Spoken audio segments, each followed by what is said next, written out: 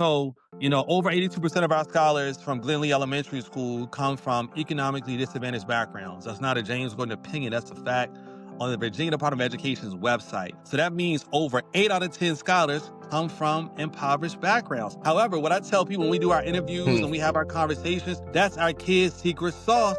You know what I'm saying? Our scholars, again, we call our students scholars, they have common Yeah. sense, they have street sense. Our desire is to give them book sense. Imagine the balance and blend of having common sense, street sense, and book sense, which means our scholars can read you and say, like, your body language isn't right.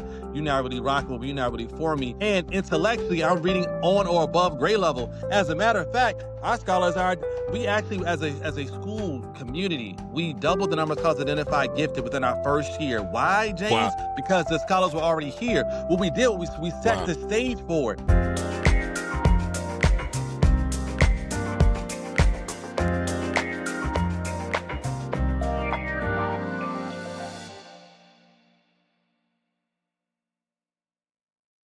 All right, everybody. Glad you are back. I've gone through a couple of things in this episode about this individual. I'm gonna be honest with you. When I think of this individual, all I can think of, not all, but I think of energy and I think of culture. He is James Gordon, and I will tell you every time I'm around him, all I can do is, again, I just the energy changes when he comes in the room, and I'm not just saying that because he's here. It's just that that's all I see when he comes in. If I'm not having a good day or I'm not feeling a certain way, we were around each other some months back. Mhm. And I just was thinking about a lot of different things going on with work. The moment he walked up to me and I saw him, it was like things changed. And I believe he brings that into the room when he comes in. So, ladies and gentlemen, I got with you, James Gordon. What's up, champions? How you doing, Matt? Listen, I appreciate you. Those locks are looking good and long, sir. Good to see you again, friend. Appreciate you, brother. Look, let's jump right into it. Tell our audience your leadership journey, how you've gotten to the place that you're in. Again, thank you all. Thanks again, Matt, for having me. Yes, my name is James Gordon. I sat on the shoulders of others that came before me. So many mentors, so many coaches, from Dr. Michelle McQueen Williams to Dr. Herb Monroe to Dr. Grant. I call it the G of all G's. To my director, Dr. Wilkerson. And then I had a great experience at RPS with Dr. Indira Quarles.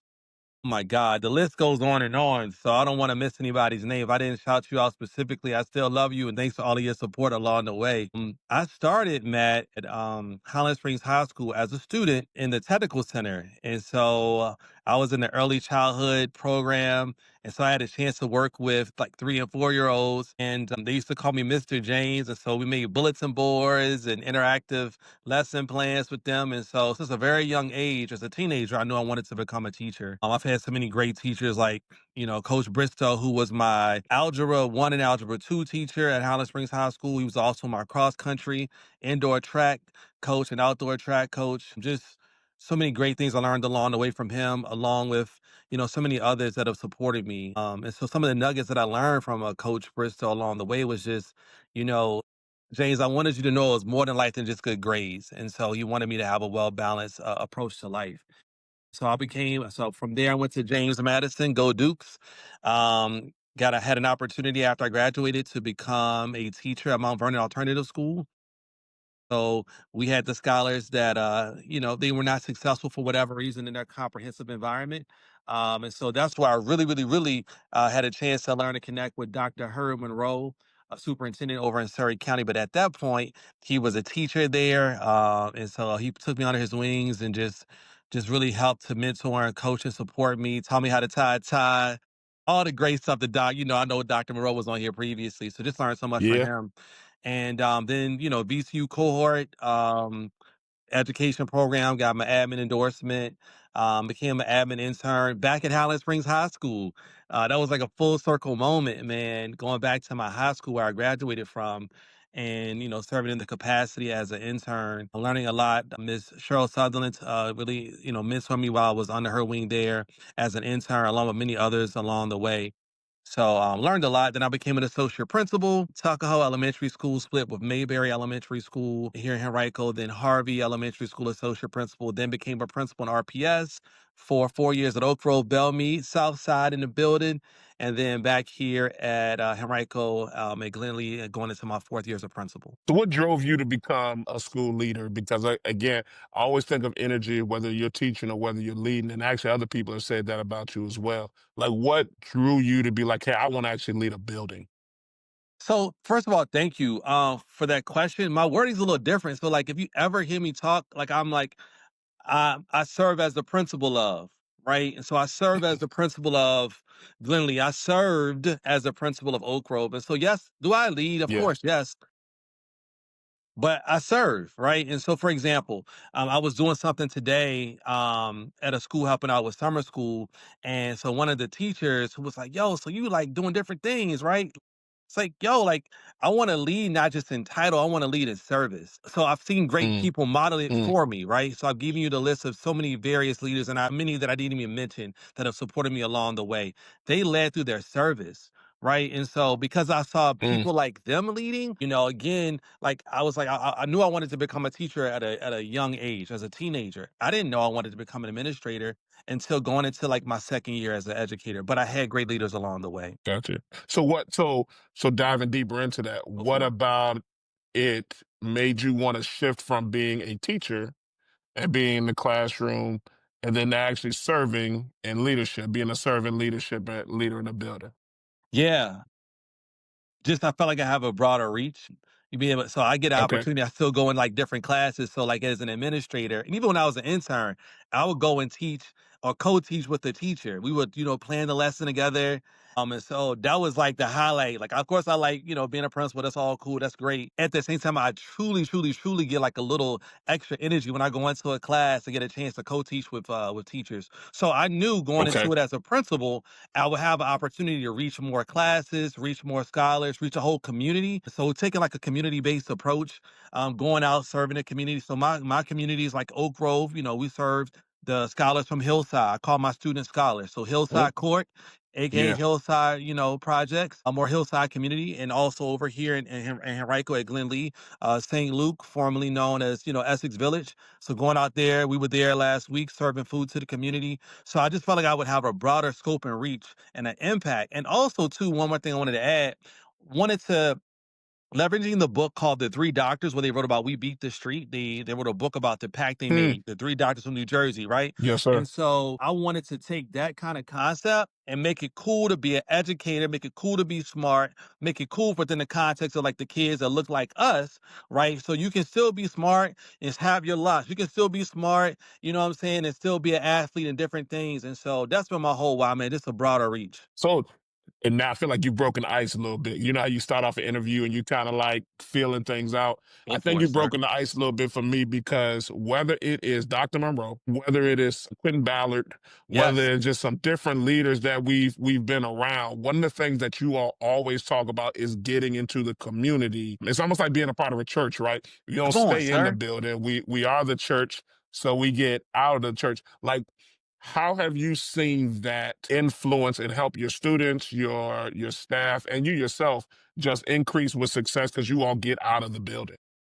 I love it. So that's like another highlight of the role as a building principal, getting out, you know what I'm saying, to go into the community. So like I said, we were there either last Monday or Tuesday with the Feed More program over in St. Luke, serving food to the community. So seeing some of my scholars, seeing some of my parents in the line. And so, yes, like, respectfully speaking, they're in line to get free food.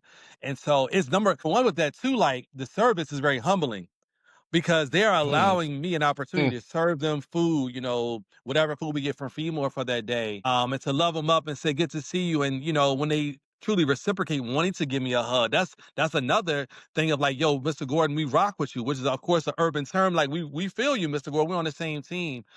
So I love that. I enjoy the yeah. opportunity to connect with my community, and that's the secret sauce. The secret sauce is relationships. These kids don't Mm, and community don't care about any individual accolades that James Gordon has or whatever degree I have. But listen, Mr. It's like Janet Jackson. What have you done for me lately? So I feel like, when I was serving as a over in Harvey, I would go and run into the community and also over at Hillside running in the community. So just being visible, like literally running. So I love to run. So many times kiddos will see Mr. Gordon in the community running, taking my kids to the playgrounds near where my scholars are. Like sometimes I bring my own kids to the Glen Lee playground on the weekends. So just being connected to the community goes a long way. And it shows I'm a part of them. So, I again, I think we're gonna stay on this community thing because I think you're hitting on so many different points, and I got like three questions that came from that. I noticed when you were talking about the community, and you were talking about the work that you were doing yesterday. You made the comment of respectfully speaking, and so I Yeah. know why you did that, right? When you Yeah. were talking about the families you serve, but can you explain to our listeners why that is so important and how you're respecting your families?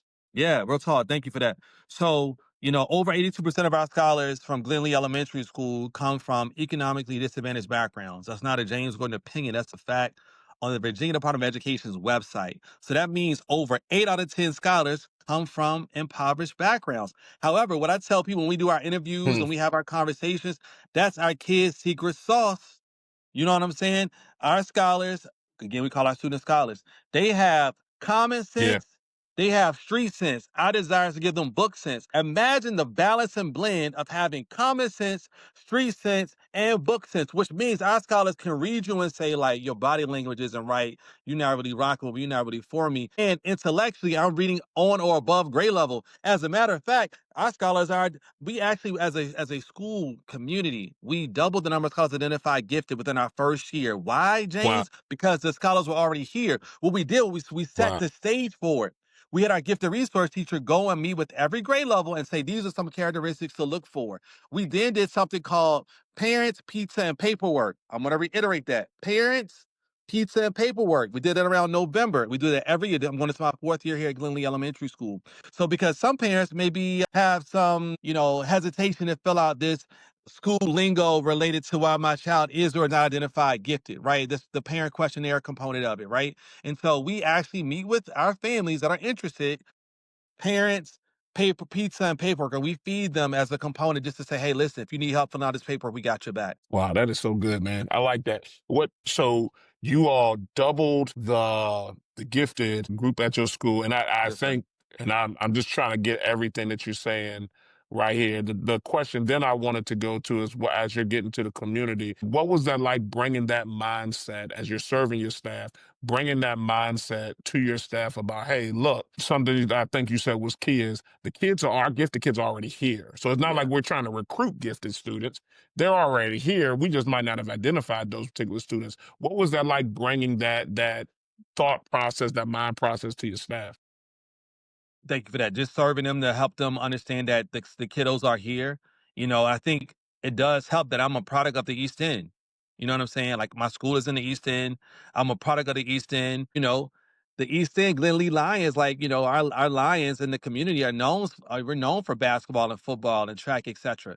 So at the same time, we're not as well known just yet as relates to our academic prowess, like our intellectual capacity and aptitude, etc. So it's like, yo, like, let's show. Like we tell our scholars, like we're gonna show them what we're about. So yeah, we can rock out on the football field and we can do our thing on the basketball and everything like that. But we also are scholars. That's why I call our students scholars. Every day we say that because and I tell them a scholar reads, a scholar studies. And so this is going on my fourth year. So now our teachers call the students scholars in the hallway, scholars. Yeah. Hey, let's make sure Yeah. we're doing this. Hey, mom, dad, want to make you know aware. Hey, I was working with little James, and your scholar needs to continue to work on reading every night. It's a whole concept, but we use that terminology also when we're communicating with the community and with families. Is the term of a scholar. A scholar goes deeper than just a student. And so we just reiterate that, man. Of course, it takes time. It's taking time to kind of work through different mindsets and support people along the way. Because again, coming in, that's not a normal thing to call a elementary student a scholar, right? But we came out the gate because we're gonna make them scholars if they allow us. Because we already know they got the street sense. We already know they got the common sense. We can give them that book sense. So I'm going to jump in this because I think you and I both know, again, because of leaders that we've been around. Before we ever start talking about staff, I know I had trouble with this at the beginning. I thought when I became a leader, my job was to change my staff, right? Like, Mm, I'm fine. I'm good. I got all the answers. When I walk in, the staff, y'all are the problem. And so you got to fix you. I learned very quickly as a leader, that is not how you need to come yeah. in, because many of my staff actually were already doing the work Yeah. that I wanted to. They just needed that support from me. What work have you done in yourself to become that leader? Because for me, what I'm seeing is you bring that. Like, this is who you are. And obviously there are some things that had to have happened in you to get you to this point. Mm. Like, what have you done with yourself to be like, hey, as I'm serving, I've got to be this person before I'm expecting anybody else to be this person? So that's hot, bro. Great reflective question there. God, I'm gonna say God and Mm. God again. I believe in And Jesus know this Christ. too, while you're answering, Yep. this is you can talk about God as much as you want. I just don't want you to think Love you it. got to hold nothing back. Okay. So you do Love that. it. Appreciate that. Yeah, God, man. Jesus, looking in the mirror. Again, various mentors along the way. Definitely a major shout out to Dr. Michelle McQueen Williams, who's been my coach since my second year. So we're going on what, like 7 years in the game. She was also my ninth grade English teacher. So she's known me since I was like a teenager Wow. and just like, really helping me to be reflective. Kudos and shout out to her book, The Art of Leadership and The Art and Science of Leadership. Check that out. It's also on Amazon, Dr. Michelle McQueen Williams, Virginia Union extraordinaire. But just looking in the mirror, God, mentorship, and looking in the mirror, having reflective, conversations with various friends, of course, my wife, family, pastor. I got a go-to list of principal colleagues that I, pick their brains. But just at the end of the day, man, I don't want to lead in title because this. I tell people like, people that aspire. Sometimes I'll have opportunity for somebody that's aspiring to be an administrator. They'll want to come and shadow, which I'm so humbled by that. And I say, yo, check this out. The walkie-talkie is just a walkie-talkie with some batteries in it. There's no power in that. I said, here's the deal though. If you want to sit in my seat, all the weight that comes along with it. Of course, any leader has weight that comes with their position and their title. So I'm not saying mine is more or less than somebody else's specifically. I'm essentially when I talk and support up and coming administrators, I'm like, yo, check this out. Like no matter what's going on, I got a wife with 4 kids. I got twins, Leilani Olivia. They're 7. My son Ali is 5, going to kindergarten. My son Adonis is 1. It's jumping at the Gordon household.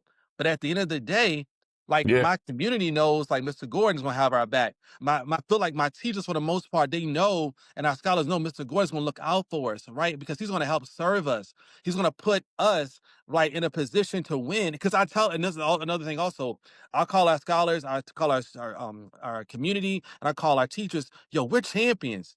And here's the thing about being a Yeah. champion. It doesn't mean that we always win. So let me be, I mean, I like DJ Khaled, all we do is win. I feel you. But sometimes we don't win. Like Yeah. Muhammad Ali, again, I named my son, my 5-year-old, after Muhammad Ali. He's the greatest champion of all time, in my opinion. But he lost several fights along the way. But he kept going. I tell our scholars, we keep moving forward. And we learn, and I gotta give a shout out to Kappa Alpha Psi, because I talk about this every day. Achievement in every for the human endeavor, which simply means do your very personal best each and every day. So so I'm a Mm. runner, man. I'm jumping around, but I'm going somewhere with this. I'm a runner. So we have a running No, team you at our good. school. Thank you. We're going on our 4th year having our running team at our school. We do the Miami 10K every year. A time. So I run it with them and then I do the 10K. It's a 1 mile kid race. I said, here's the deal. It ain't about being faster than me. It's not about being faster than the next person. It's doing your own very personal best each and every day. And so really just taking the concept like the competitive nature of our scholars and supporting our teachers who, like you said, already were doing the work and just saying, hey, let's just kind of refocus the lens here. The kiddos are already here. Hey, how can we enhance what you're already doing? Let's use some manipulatives. Yo, let's enrich our small group that we have inside of our classrooms. That accountable, independent reading time. And then giving kudos. Like I'm big on, I tell people like we're gonna work hard, we're gonna play hard also. So talking about culture, culture does not change overnight. So I'm gonna ask you a question. I really want the top 3 things for you. What are the 3 things a school leader should focus on if they're trying to create and nurture a positive and collaborative culture? All right, so great question. Number one, go on a listening tour. Agreed. Matt, I write a note to myself almost every day from this good old book that I once read. Be quick to listen, be slow to speak, and be slow to wrath. I'm gonna reiterate that one more time. Be quick to listen, be slow to speak, and be slow to wrath or slow to becoming angry. So again, going to number one, going to that listening tour. And I always tell people, never throw shade to the person that's sat in the seat before you. Mhm. I agree with that. Before you move Okay. on that, and I know Please. I want you to dump on that for our listeners. What he just said is extremely key. because I have done that at times and I've learned not to, and I've seen other people do that at times. For me, and I'm gonna let you jump in on this. You good, bro. If this is your school, this is your school, right? So don't look back at the last person and blame them for anything. Once you take that thing over, to me, my thing, as I learned, was I'm gonna speak well of the individual. I don't know the individual, I don't know everything, but that has nothing to do with me. I'm the leader now, and so, like you said, it's my job to serve. So I didn't mean to cut in, but I You think good, what you bro. said is spot on. And listen, like when you sit in that seat, like you're like, oh man, I can understand, or empathize with the things that person might have experienced along the way. Yeah. So, what is it? Seek first to understand, then to be understood, or AKA walk in somebody else's shoes. So I just like, yo, like shout out to the people, that sent this seat before me. I give them, all the respect. So again, that's a little sidebar as you're doing the listening tour. Again, and the listening tour should encompass sending out correspondence upon your, appointment as a building principal. There could be social media blasts, or, even a video, however you want to do it, but getting the opportunity for people to sign up via Google form or survey or email format. And then you invite, of course, community members, you invite, parents, teachers, even scholars that want to participate. So any and all parties, all stakeholders is the terminology that wants to be a part of it. And you just listen, just simply listen and not, again, not taking anything like negative or, oh my God, I can't, like just simply just listening. Okay, cool. Thank you. And then thanking them for their time, thanking them for sharing, and then taking those notes, and then finding a way. The second thing is to act upon the feedback that has been provided. So after doing the listening tour, the second thing is then to act upon that feedback. So, when I first became the principal here at Glenlee Elementary School, I don't know if I have it with me right now. Let me see. Yes, this is something I learned from Dr. Monroe. I always keep a little handy dandy notebook with me Okay. at all times. I know you've seen Dr. Monroe with Yes. this before. Same. Yes, you keep it too. Okay, Yes. yes.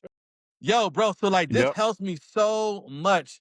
So I write notes and different things and reflections and follow-ups that are due. So I'll be able to go back and say, so listen, based upon your feedback, team, stakeholders, these are some of the next steps we're going to take. But in the moment, again, in the listening tour, not responding to say like, okay, we're gonna fix that. Yo, we're just listening. We're simply listening, making notes. Okay, let's see what and we're gonna make the reflective process of what can we then do to either tweak, adjust, or maintain the things that have been provided. So, looking at identifying themes. Again, second thing, what are the themes or emerging trends from what was shared, and then how do you plan to address that? Then I think the third thing, which is probably, I don't know if it's more important or not than the other two I mentioned, is just being visible. Just being visible. Yeah. I Yeah. tell people I'm hardly ever in my office. Um, even in the summer, I work in the cafeteria. They're like, "Wow!" I say, "I just like being out and about and being, I get to interact with the custodians as they come about." As you can probably get tell, I'm more of an extroverted personality. But also because of that, I want to get a little sidebar, being mindful of the temperaments and personalities of our teams. So because I'm an extroverted person, not everybody is like that, and so I have to be mindful of how I differentiate and approach all of my staff, all my stakeholders to support them. So again, going to that listening tour, being reflective, acting upon that feedback, being quick to listen, being slow to speak, and understanding the context of the scholars and stakeholders within your building before you give a response. So hopefully that was able to help somebody. No, no, I think that was great. Now I was gonna piggyback on something you said. So you have an extrovert in your mind, an extrovert personality with your staff. How do you and your community members and the stakeholders?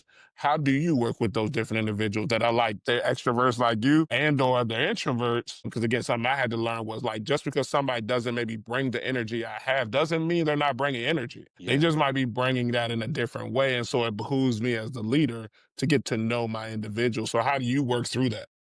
Yep. So thank you. Great question. Getting to know people again. That's part of the listening tool, and this, and I've been also by being visible. Mm, My gotcha. goal is every class every day, right? Even if it's nothing more than Okay. a pop in. Of course, we do formal observations and informal, of course.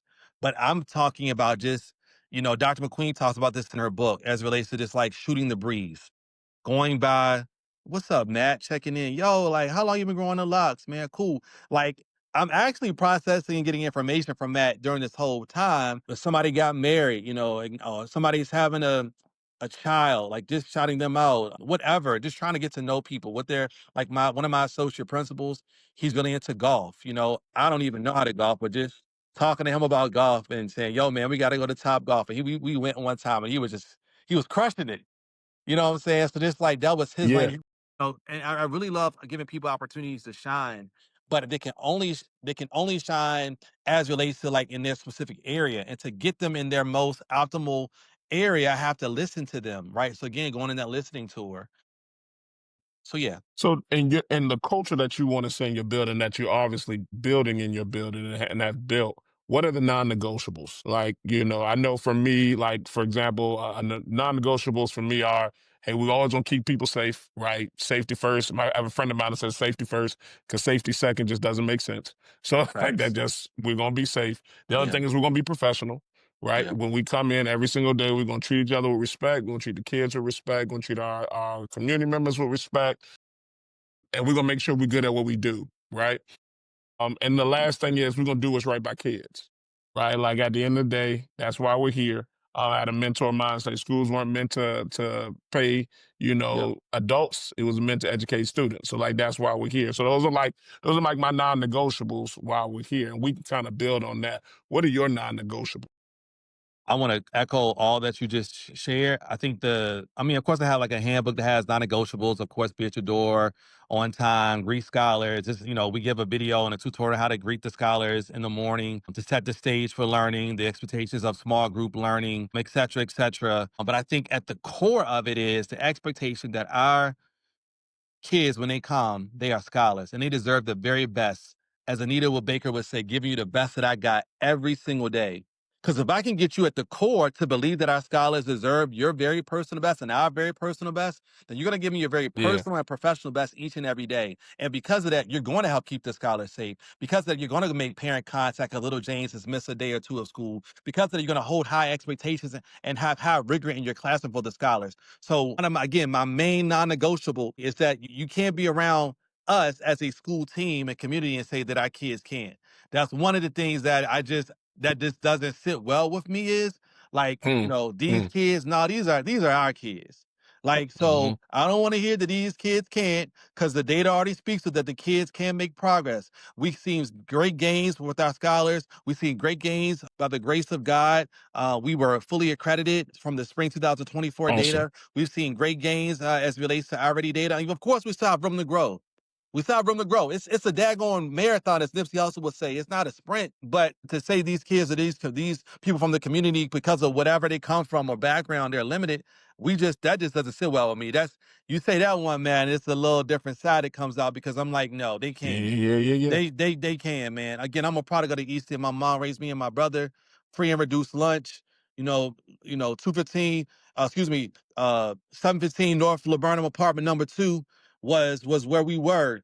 Um, Yeah. the little apartment, man. So I have teachers that believed in me along the way, and so we have to believe in our kids. What Why is it important for you to create a standard operating procedure, for lack of a better term, of like this is how we're going to greet our students? Because I used to, again, and I jump into this a lot, I used to think that you could just say something and people knew what you were talking about, right? Instead of actually painting that picture from why is that important? Bro, it's in the handbook. We actually model it. It's a video. I know we've all seen the video of the kid that comes into school and they're on the bus and the bus driver gives them a hard time. They come in, the administrator hardly speaks when they're going to the Mm, cafeteria line for breakfast. Yeah, we've all seen that. And then, of course, they show the yeah. flip side of when you do have the positive, because that matters. So I tell people, like, please, literally, please be at your door to greet the scholars, because I said it's like going to Chick-fil-A, right? My Yeah. pleasure. How may I Yep. serve you? Or whatever, like your fanciest or nice restaurant that you made, like that's that experience, right? My wife, you know what I'm saying, on the anniversary, we're going to the Ruth's Chris. You know what I'm saying? We're gonna have a nice Yeah. experience, the waiter, the waitress, etc. It's the memorable ambiance and experience of how they made us feel. Right. And so I truly believe in the power, again, the secret sauce of relationships, that our scholars and our community will rock with us and say, listen, like, yo, I'm gonna give my very best. Like, you know what? Listen, man, we gotta stop, not listening to class. We gotta do like our teacher, I was just at the memorial service, Matt, on Sunday for one of the greatest teachers of all time. Mr. Clifton Luke Neal. He was a teacher here at Glenlee Elementary Okay. School, died at a very young age. But this young man, sir, had expectations, had rigor. he was a teacher's teacher. We would send teachers to come observe from him. He was recorded multiple times by Henrico County. He had his own economy and way that kids would, learn in his classroom, high Wow. expectations. And so he was an example of, I'm going to hold your feet to the fire because I believe in you. I believe in the very best of every single kid, every single scholar that comes into to my classroom. And so that's what I believe. And so again, because of that, I just want to be clear. I think one of the things that people will say is Mr. Gordon tries his very best to be clear. They might even say I'm an over communicator, right? Because I want to communicate in multiple ways the same message, whether it's through the Parent Square message through the Henrico County, which is a text message, or a YouTube video clip, or in person at a faculty meeting, or a flyer. I mean, you're going to know exactly what I'm thinking and what we want for our scholars here at Glenlee Elementary School. Got you, man. No, I love it. So with all of the energy that you have, we talk a lot about avoiding burnout. And one of the things that I've wanted from this podcast is, you know, this be something where people can come to find out how do you lead? How do you lead well? How do you, help an organization be healthy and at the same time not burn out while doing it, right? So how do you do that? Like, what do you just said you got a full tribe at your Yes, house bro. and you're leading other people's kids and you're leading adult, like you're leading a ton of people. How does James Gordon center himself and keep himself so that he has the energy to be all those places? God, again, first, God, Jesus Christ, my strength, the Holy Spirit empowers me. Many people have said like this energy or whatever. I'm like, here's the thing. It is not me. This is definitely God that Hmm. supports me along the way. But some of the things that I do for my own self-care, again, I talked about running. I love running. I ran 2.5 Okay. miles this morning at about a 10:50 pace. So I I felt pretty love it. good about that. And so that's again, because I'm going back to Mr. Bristow, my teacher from Highland Springs. I talked about him earlier. He said, James, there's more. He said, there's more to life than just good grades. He wanted me to know, yeah, achievement is cool. Achievement is great. That's great. But like, bro, at the end of the day, how are you taking care of yourself? And then I love spending time with my wife, spending family time with the kids and with my mom and, etc. I took my wife last week out on a date to Boys to Men, end of the road. You know what I'm saying? Love Taking her it. out this upcoming weekend to the Hampton Jazz Festival. You know what I'm saying? So just listen, we're going to work hard. We're going to play hard too. So that's what I Yeah. believe, man. You know what I'm saying? Got to be a balance.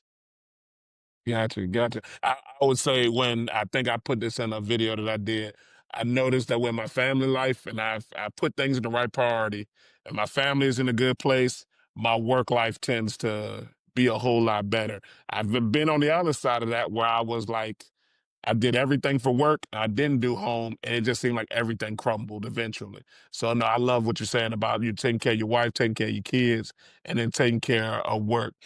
Let's say I made Can I this chime in question on for you. that? If you were mentoring, say it again. Go Can ahead. I chime in on that? I got to give Yep. again kudos to Dr. McQueen on this. She was like, so listen, here's the thing. I want you because she see me, on the ground or whatever. And of course I can still grind even harder because I'm still not want to be where I want to be as an administrator as it relates to like, I got some things I want to tweak and adjust and work on. But she was like, yo, listen, make sure you take your wife out. I know you're doing stuff here at school. I see you. I appreciate it. But you also got to remember your wife and your kids. And so I think that's that balance. It's a walkie-talkie with some batteries. You can buy those. It used to be Radio Shack, then it used to be Circuit City or Best Buy or wherever you go. It's a walkie-talkie with batteries in it, homie.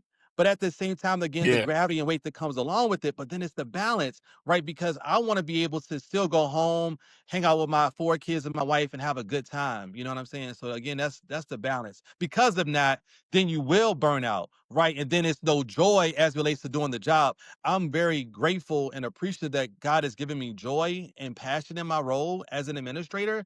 Hmm. And so that gives me that fresh energy, that fresh perspective. And again, I have still have I'm a work in progress, but it's because of him that I'm able to live, move, and have this being. You talked about coaching other leaders. What is that like for you, and what are some of the things that you really push to those other leaders as they're trying to get into the field? Yo, so that's I love that. Like, so I'm only in year 8, going into year number 8 as an administrator. But because I love seeing people win, like I like reaching out, yo, how you doing?